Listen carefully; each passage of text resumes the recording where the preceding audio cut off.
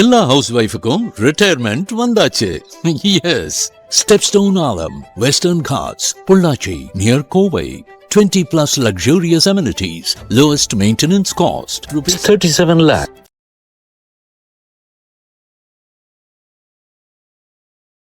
திரும்பவும் டெல்லியில ஓடுற பஸ்ல இன்னொரு பெண்ணை பாலியல் வன்புறவு செஞ்சிருக்காங்க. எல்லா குற்றத்திலையும் ஈடுபடுறது யாருன்னா உத்தரப்பிரதேசில் இருந்து டெல்லியில் பிழைக்க வரவன் தான் இந்த வேலையை பூராமே பண்ணுறாங்க. பெண்களை இப்போ நவீன இப்போ நம்ம தமிழ்நாட்டில் எப்படி பார்க்குறீங்க அந்த மாதிரி 90% பார்க்க மாட்டாங்க. ஒரு கேவலமான ஒரு ஜென்மமாக தான் பார்ப்பாங்க. செக்ஸை தவிர எதுக்கு யூஸ் ஆகாத ஒரு இதாக தான் அவங்க பார்ப்பாங்க இன்னைக்கு வரைக்கும். இப்போ நிறைய பாப்புலேஷன் இருந்தாலுமே அதுக்கேற்ற மாதிரி அந்த அரசாங்கம் ஒரு போலீஸ் பேட்ரோலியோ அந்த இடத்துல அந்த மாதிரி வச்சிருந்தா இந்த மாதிரி தப்புகள்லாம் நடக்காது. அதாவது போலீஸ் பெட்ரோல் ஒரு பொம்பளைக்கும் ஒவ்வொரு போலீஸ்காரனை போட்டு அனுப்ப முடியாது. இல்ல சார், அந்த ஒரு பர்டிகுலரான ஏரியாஸ்க்கு வைக்கலாம்ல. இல்லை இப்படி பண்ண முடியாது. தவறு செய்கிறவன் நம்ம செஞ்சோன்னா போலீஸ் எப்படியா இருந்தாலும் நம்மளை பிடிச்சிக்குவான்றத அவன் மைண்டில் ஏற்றும். இப்போ கோயம்புத்தூரில் ஒரு பொண்ணு காருக்குள்ளே வச்சு பண்ணி விட்டாங்க. புரியுதா? அதோட பின்னணி பார்த்தா ரொம்ப கேவலமாக.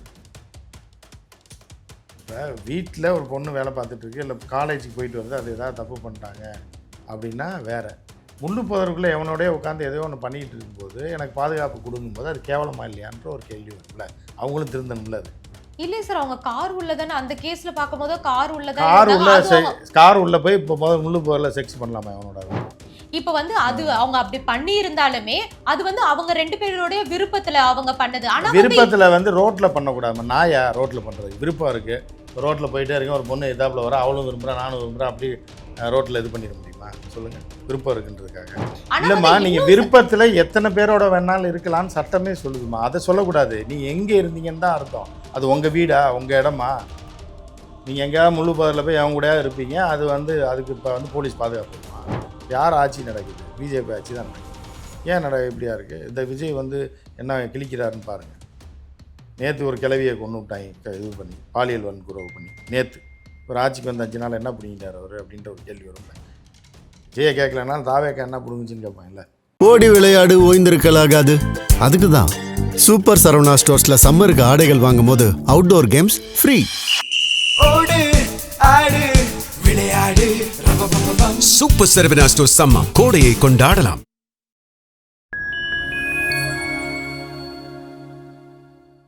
ஃபைன் டைம் நேயர்களுக்கு வணக்கம். இன்னைக்கு நம்ம கூட ஜர்னலிஸ்ட் உமாபதி சார் இருக்காங்க. வணக்கம் சார். வணக்கம். வணக்கம். ஓகே சார், நிர்பயாவே நம்மளால இன்னும் மறக்க முடியல. ஆனா அதுக்குள்ளவே திரும்பவும் டெல்லியில ஓடுற பஸ்ல இன்னொரு பெண்ணை பாலியல் வன்புறவு செஞ்சிருக்காங்க. ஸோ இந்த கேஸோடைய பின்னணி என்ன சார்? இந்த கேஸோட பின்னணி என்னன்னா, அதாவது என்னென்னா, டெல்லியை பொறுத்தளவுக்கு டெல்லி ஒரு ப்ரைம் சிட்டி, ரைட்டா?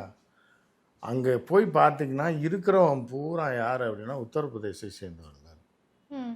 உத்தரப்பிரதேசம், பக்கத்து பஞ்சாப், ஹரியானா. பஞ்சாப்காரன் தான் இந்த ஆட்டோ ஓட்டுறது, கார் ஓட்டுறது எல்லாம் பார்த்திங்கன்னா பஞ்சாபிஸ் தான் டிரைவர்ஸ் நிறையா இருப்பாங்க. அதே மாதிரி ஆனால் பஞ்சாபிஸ் அந்த மாதிரி செயலில் ஈடுபட மாட்டாங்க. ஒவ்வொரு மாநிலத்துக்கும் ஒவ்வொரு தன்மை இருக்குது, ஒவ்வொரு மக்களுக்கும் ஒரு கலாச்சாரம் இருக்குது, சரியா? அதே மாதிரி ஹரியானாக்காரங்க ஒரு ஆஃப் கண்டிஷன் தான். ஆனால் உத்தரப்பிரதேஷ் எல்லா குற்றத்திலையும் ஈடுபடுறது யாருன்னா உத்தரப்பிரதேசிலேருந்து டெல்லியில் பிழைக்க வரவன் தான் இந்த வேலையை பூராமே பண்ணுறது. ஏன்னா உத்தரப்பிரதேசத்தை பொறுத்த அளவுக்கு என்ன அப்படின்னு பார்த்தீங்கன்னா, பெண்களுக்கெல்லாம் பெண்களை இப்போ நவீன இப்போ நம்ம தமிழ்நாட்டில் எப்படி பார்க்குறீங்க அந்த மாதிரி 90% பார்க்க மாட்டாங்க. ஒரு கேவலமான ஒரு ஜென்மமாக தான் பார்ப்பாங்க. பெண்களை பார்த்தானே என்ன அப்படி தான் பார்ப்பாங்க. அது ஒரு இதுதான், ஒரு இது இருக்குது, வருது போகுது, இது என்ன இது செக்ஸை தவிர எதுக்கு யூஸ் ஆகாத ஒரு இதாக தான் அவங்க பார்ப்பாங்க இன்னைக்கு வரைக்கும். ஸோ ஒருத்தரோட பார்வை இருக்குல்ல. ஏன்னா அங்கே எஜுகேஷன் இல்லை, பாரம்பரியம் ஒன்று இருக்குது. அந்த பாரம்பரிய கலாச்சாரப்படி தான் வாழ்வாங்க. ரெண்டாவது அவங்க நீங்கள் பார்த்தீங்கன்னா ஒரு விஷயத்தை புரிஞ்சுக்கணும். இங்கே உள்ளவங்களுக்கு மத்திய பிரதேஷ்னா என்ன, உத்தரப்பிரதேஷ்னா என்ன, ராஜஸ்தான்னா என்ன, பீகார்னா என்னன்னு பிரித்து பார்க்க தெரியாது, அஸ்ஸாம்னா என்னன்னு பிரித்து பார்க்க தெரியாது. ஒவ்வொரு மாநிலத்துக்காரனுக்கும் ஒவ்வொரு தன்மை இருக்குது. அங்கேருந்து பார்க்குறேன் எப்படி மதராசின்னு பார்க்கும்போது கேரளாக்காரன் வேறு ஸ்டைலில் இருப்பான், தமிழ்நாடு வேறு ஸ்டைலில் இருப்பான், ஆந்திரா வேறு ஸ்டைலில் இருப்பான், தெலுங்கானா வேறு ஸ்டைலில் இருப்பான். நம்ம 2 பேருக்கு ஒத்து வருமா? இப்போ நம்ம இங்கே இருக்கோம், தெலுங்கானாக்காரன் மாதிரியே நம்ம வாழ்கிறோம், இல்லை கேரளாக்காரன் மாதிரி நம்ம வாழ்கிறோமா, இல்லை கேரளாக்காரன் தமிழ்நாட்டுக்காரன் மாதிரி வாழ்கிறோன்னா இல்லை. பொதுவான பார்வையில் முதல்ல பார்க்கக்கூடாது. வடக்கன் பொதுவான பார்வையில் பார்க்கக்கூடாது. அதில் என்ன அப்படின்னா மத்திய பிரதேஷ்காரனும் உத்தரப்பிரதேஷ்காரனும் உயிர் போய் செத்தாலும் சாவானே தவிர ஊரில் வெளியூரில் போய் வேலைக்கு போக மாட்டான் கேவலமாக. ஓகே. இங்கே சவுத்துக்கு மேக்ஸிமம் வரமாட்டான், சவுத்துக்கு வரமாட்டான் மேக்ஸிமம். சவுத்துக்கு வர்றதுலாம் யார் அப்படின்னு பார்த்தோன்னா பீகாரி, அசாம்காரன், பங்களாதேஷ்காரன், வெஸ்ட் பெங்கால்காரன். பங்களாதேஷ் முஸ்லீம் தான் அங்கேருந்து பலரும் வந்து உள்ளே வந்துடுவாங்க. ஆனால் அது ஒரே ஸ்டேட், இவங்க முஸ்லீம் அவங்க இந்து, அவ்வளோதான். ஈஸியாக வேலி தாண்டி உள்ளே வந்துடுவாங்க. ஏன்னா அங்கே இன்னும் வறுமை, இப்போ தான் கொஞ்சம் பங்களாதேஷ் மேலே வந்துட்டுருக்கு. ஆனால் இங்கே வந்து கொல்கத்தாவில் கூலி வேலை பார்ப்பாங்க, ரோட்டு கடை போட்டிருக்க பூராமே பங்களாதேஷ்காரன் தான்.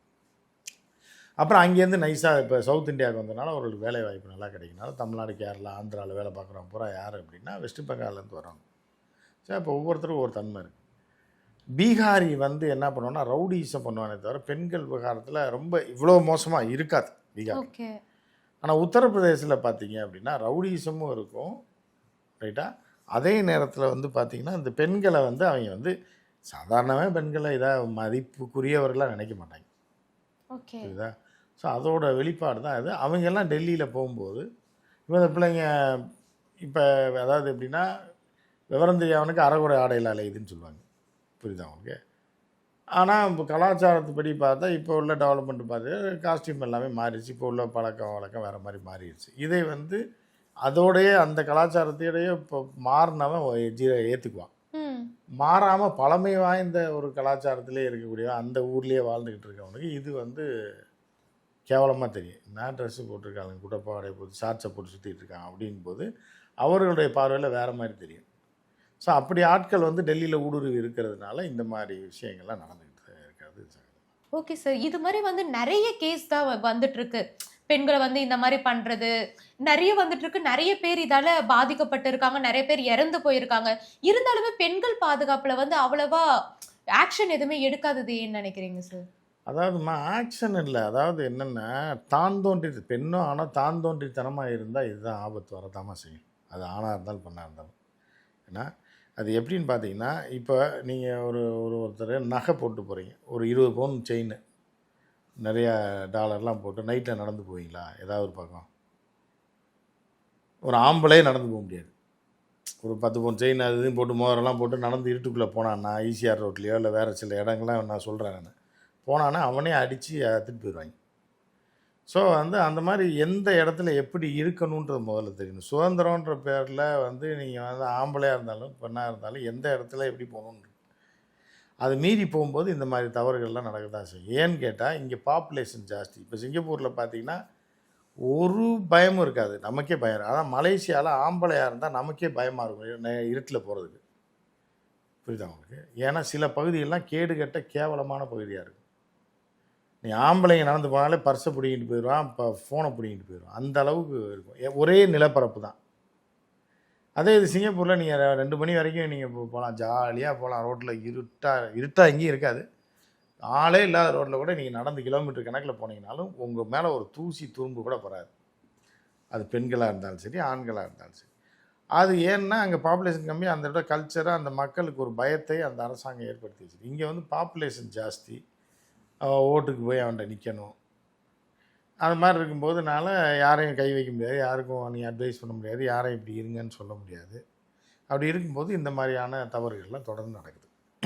ஓகே சார், இப்போ வந்து அவங்களுமே வந்து வேலைக்கு போயிட்டு தான் அந்த டைமில் வந்து வெளியே வந்திருக்காங்க. இப்போ வந்து அவங்கள வந்து நம்ம தப்பு சொல்ல முடியாதுல்ல, அந்த டைமுக்கு வந்து ஏன் வந்தாங்க?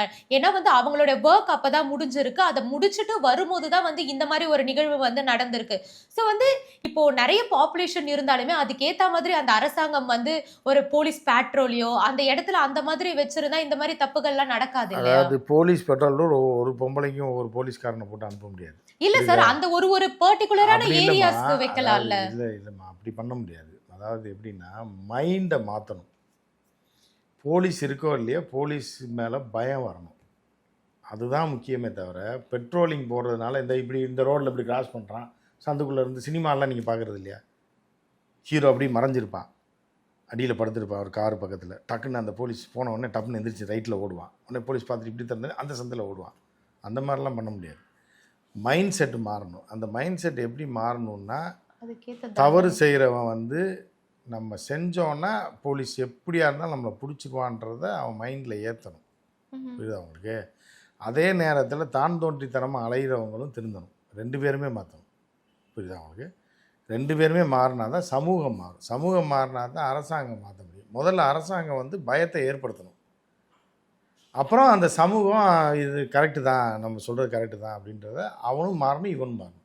2 பேரும் மாறினா தான் சரியாகுமே தவிர, வேலைக்கு போயிட்டு வரோம், நைட்டு 12 மணிக்கு வரோம், இப்படி தான் இருக்குது அப்படின்னா அது வந்து அது என்னன்றதை நீங்கள் ஆய்வு பண்ணி பார்த்தீங்கன்னா வேறு மாதிரி இருக்கும். இப்போ வந்து கோயம்புத்தூரில் ஒரு பொண்ணு காருக்குள்ளே வச்சு பண்ணி விட்டாங்க. புரியுதா? அதோட பின்னணி பார்த்தா ரொம்ப கேவலமாக இருக்குது.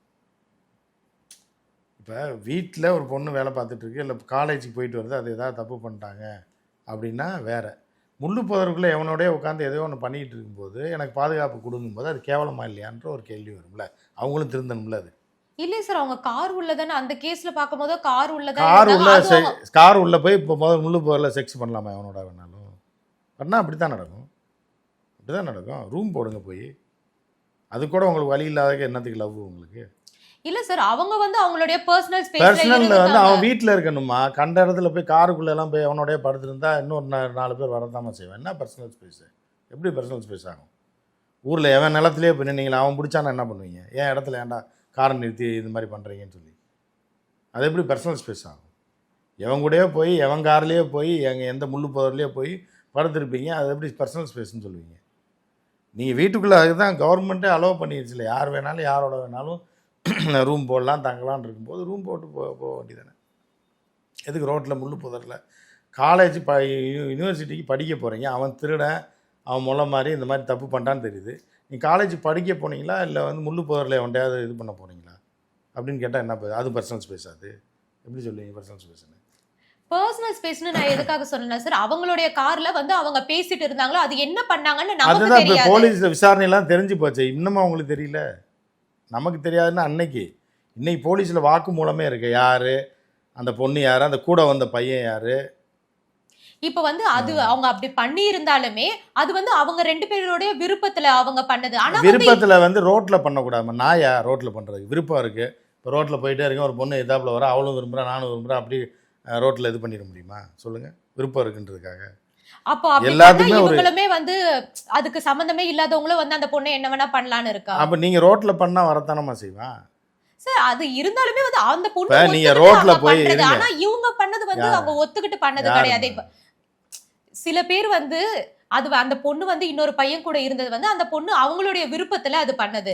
இல்லம்மா, நீங்க விருப்பத்துல எத்தனை பேரோட வேணாலும் இருக்கலாம்னு சட்டமே சொல்லுதுமா. அதை சொல்லக்கூடாது. நீங்க எங்க இருந்தீங்கன்னு தான் அர்த்தம். அது உங்க வீடா, உங்க இடமா? நீங்க எங்கேயாவது முள்ளு புதரில் போய் அவங்க கூட இருப்பீங்க. அது வந்து அதுக்கு இப்போ வந்து போலீஸ் பாதுகாப்பு விடுமா? சம்மந்தமே இல்லாத ஆள் கூட இருப்பீங்க.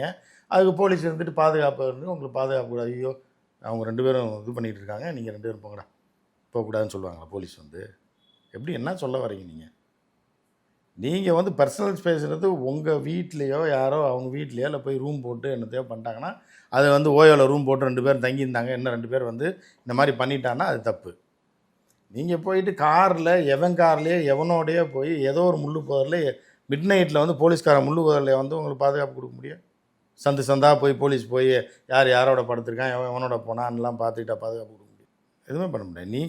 உங்களுக்கு பிடிச்சிருந்தா நீங்கள் போங்க. உங்களை தான் சட்டமே சொல்லுது, எவன் பொண்டாட்டியோட வேணாலும் போகலாம், அது அவங்க விருப்பம் இருந்தான்னு சொல்லி இப்போ அரசியல் சட்டமே சொல்லுது. பொண்டாட்டியாக இருந்தாலும் பிரச்சனை இல்லை, புருஷனாக இருந்தாலும் பிரச்சனை இல்லை, லவ்வராக இருந்தாலும் பிரச்சனை இல்லை, ஒரு ஆணும் பெண்ணும் ஒரு ரூமில் போய் என்ன வேணாலும் பண்ணலான்னு சட்டமே சொல்லுது, ஒன்றா தங்கலான்னு. அதே மீறி காசு இல்லாமல் ரோட்டில் போனால் போலீஸ் வந்து பாதுகாப்பு கொடுக்க முடியாது. போலீஸ் இதுக்காக உட்காந்துருக்கு, எவன் எங்கே போகிறான், எந்த முள் புதருக்குள்ளே போகிறான், எவன் போகிறான்னு சொல்லி போலீஸ் பின்னாடியே வர முடியுமா? அதை எப்படி பண்ண முடியும்? சுதந்திரன்றது ஒரு லிமிட் தான்மா. நான் எங்கே வேணாலும் பண்ணுவேன், என்ன வேணாலும் பண்ணுவேன் அப்படின்றது அது இதே கிடையாது. அது லைஃப் ஸ்டைலே கிடையாது. புரியுதாங்க? இப்போ நம்ம சேஃப்டியாக இங்கே வீட்டில் இப்போ ஒரு ஹோட்டலில் உட்காந்து ஏசியை போட்டு சாப்பிட்றதுன்றது வேறு. அதே பார்சல் வாங்கிட்டு போய் ரோட்டில் உட்காந்திங்கன்னா 4 நாய் சுற்றி நிற்க தான் செய்யும். வருமா வராதா? நான் காசு கொடுத்து பிரியாணி 500 ரூபாய்க்கு வாங்கிட்டு வந்து ரோட்டில் உட்காந்து சாப்பிட்றேன், ஏன்னா தெரு நாய் நீ எதுக்கு என் பக்கத்தில் வந்தேன்னு சொல்ல முடியுமா? அங்கே உட்காந்தா நாய் நக்க தான் செய்யும், வரதான் செய்யும்.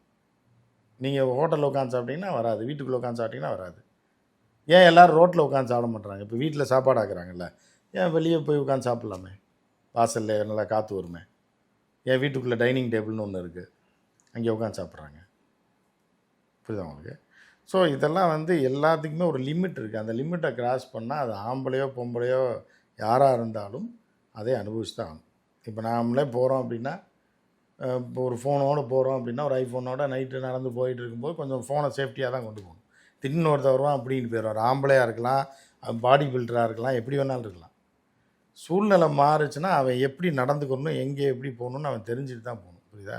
அது தெரியாமல் நான் பயங்கர பாடி பில்டர் என்னையாவன்னு தொட்டுருவான்னா சின்ன பசங்க அப்படியே வண்டியில் வந்து பின்னாடி தட்டி ஃபோனை பிடிக்கின்னு போயிடுவாங்க. நீங்கள் விரட்டி அவனை பிடிச்சிருவீங்களா? பிடிக்க முடியாது. ஐயோ அப்பானாலும் வராது. அப்போ எங்கே எப்படி நடந்துக்கணும், எவ்வளோ சேஃப்டியாக இருக்கணும். நீங்கள் லேட்டாக வரீங்க டெல்லியில் என்ன அப்படின்னு நிர்பயாவே வந்து அரசியல் முழுக்க நிர்பயா சம்பவத்தில் என்ன நடந்ததுன்றதே வேறு. அது வந்து வெளியே ஃபோக்கஸ் பண்ணி காட்டப்பட்டது வேறு. புரியுதா உங்களுக்கு? அது வந்து வேறு மாதிரியாக நடந்தது. அதுக்கப்புறம் அது வேறு மாதிரியாக முடிஞ்சிருச்சு. ஸோ வந்து இப்போ நீங்கள் டெல்லி மாதிரியான ஊரில் வந்து கோடிக்கணக்கில் இருக்காங்க மக்கள். ஏன்னா இத்தனைக்கும் யார் நிர்பயா விவகாரத்தை எதிர்த்து எவன் போராடினா? பிஜேபிக்காரன் தான் போராடினா. யார் ஆட்சி நடக்குது? பிஜேபி ஆட்சி தான் நடக்குது. ஏன் இப்படியா இருக்குது? இந்த விஜய் வந்து என்ன கிழிக்கிறாருன்னு பாருங்கள். நேற்று ஒரு கிளவியை கொண்டு விட்டாங்க இது பண்ணி, பாலியல் வன்கொடுமை பண்ணி. நேற்று ஒரு ஆட்சிக்கு வந்து 5 நாள் என்ன பிடிங்கிட்டார் அவர் அப்படின்ற ஒரு கேள்வி வரும்ல. விஜயை கேட்கலன்னா தாவேக்கா என்ன பிடுங்குச்சின்னு கேட்பாங்கல்ல. தொடர்ந்து 3 நாளாகவே பயங்கரமான பாலியல் வன்புணர்வு. கோடி மீடியா எவனுமே போடல, பிரிண்ட் மீடியாவில் மட்டும் போட்டிருக்கான். ஆமாம், எந்த மீடியாலையுமே அந்த போட மாட்டான்னா காசு வாங்கி தின்ட்டாங்கல்ல, எப்படி போடுவான்? விஜய் வந்து வீட்டில் டிஃபன் பாக்ஸ் வந்து அவர் கையால் அவரே சாப்பிட்றாரு அப்படின்னு இன்னும் கேவலமாலாம் போட்டுட்ருப்பாங்க. அது போயிட்டுருக்கனால இதெல்லாம் போட மாட்டான். 3 நாள்லேயே ஏகப்பட்ட கிரைம் நடந்திருக்கு. ஓகே. கொலை, கொள்ளை. ஒரு பையன் வந்து தாத்தா பாட்டி 2 பேரையும் அடித்து கஞ்சா போதையில் அடித்து கொண்டு 2 பேரையும் எரிச்சிட்டு போலீஸில் போய் செத்துட்டாங்கன்னு சொல்லியிருக்கான். அப்புறம் விசாரித்து பார்த்தா முந்தா நாள். அப்போ இது ஆட்சிக்கு வந்த உடனே தான் நாங்கள் எல்லா போதை பழக்கத்தையும் போதை பொருளையும் வந்து இன்னும் இப்போ டாஸ்மாக் போனீங்கன்னா 10 ரூபா கூட தான் வாங்கிட்டு இருக்கேன். யாருக்கு வாங்குறான்? அன்றைக்கி செந்தில் பாலாஜி வாங்கினான்னு சொன்னாங்க. இன்றைக்கி எவனுக்கு வாங்குறான்? விஜய்க்கு வாங்குறான்னா, திரிஷாவுக்கு வாங்குறானா? யாருக்கு வாங்குறான் 10 ரூபா கூட? எல்லாமே அதிகாரத்தை கைப்பற்றுறதுக்கு அவன் சாப்பிட்றான், நம்மளும் கொஞ்சம் நாளைக்கு அடித்து சாப்பிடுவோம்னு சொல்லி பைத்தியக்காரங்களை வச்சு ஓட்டு போட வச்சு அவங்கள தெருவில் விட்டுட்டு இவங்க நல்லா இருப்பாங்க. இதுதான் வந்து அரசியல்.